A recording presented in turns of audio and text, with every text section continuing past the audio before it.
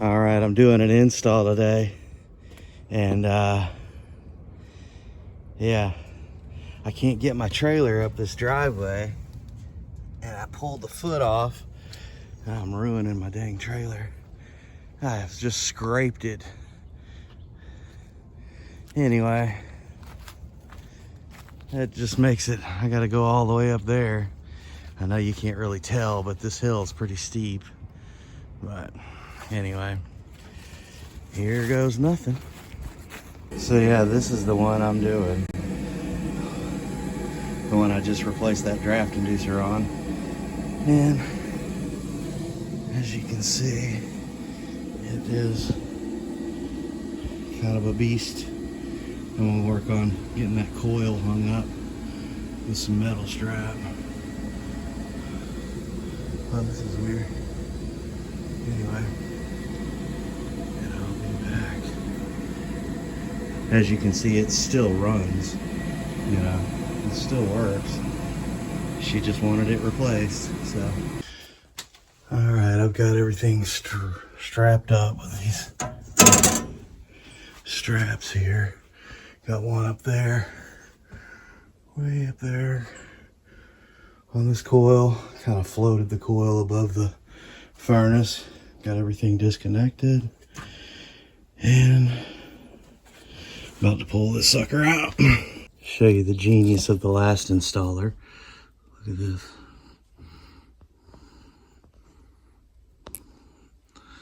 That is a screw back there.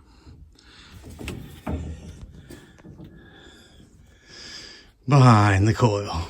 Freaking geniuses. Alright, got the furnace out. Got the coil just kind of floating right now. And I'll get this all cleaned up and get the drain pan in there. So I'm having to cut down this drain pan. And so just cut this off.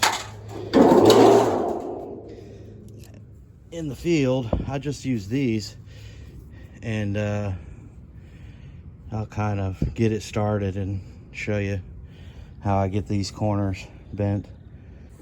So yeah, I just creased it here. You see, these are, my tongs aren't deep enough to go. So I just crease it here, and then kind of start bending it. And then I draw my 2-inch line and I crease it all the way along in a bunch of points, and then I'll bend that back by hand once I get it kind of creased a bunch of times. All right, now this doesn't have the, you know, double lip like that, and so it's still sharp on this side, but I'll just put this seam in the back. And I always cut off that because all I'm gonna do is put a float switch in this anyway. All right, I got the return on, got the furnace in, starting my transition to the coil, and got my exhaust on. Luckily that was pretty much the same way. I didn't have to do anything to the exhaust, thank God. And moving right along. All right, power's done.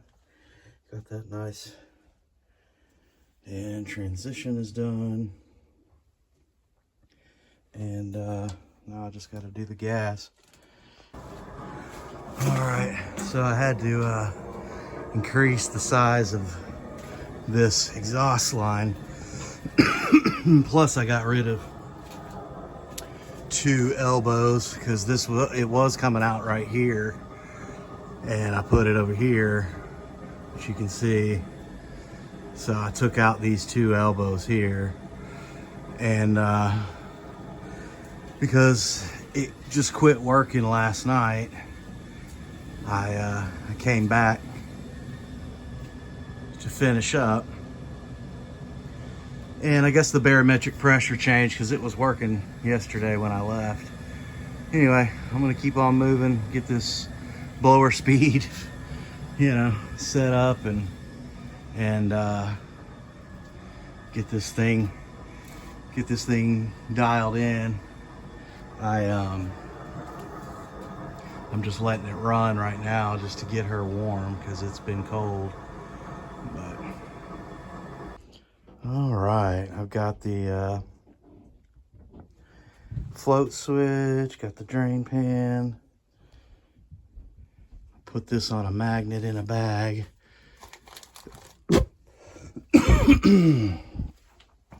Got a new filter rack and hard pipe gas coming out of the furnace instead of the flex like it was. And yeah, and it looks great and it runs good.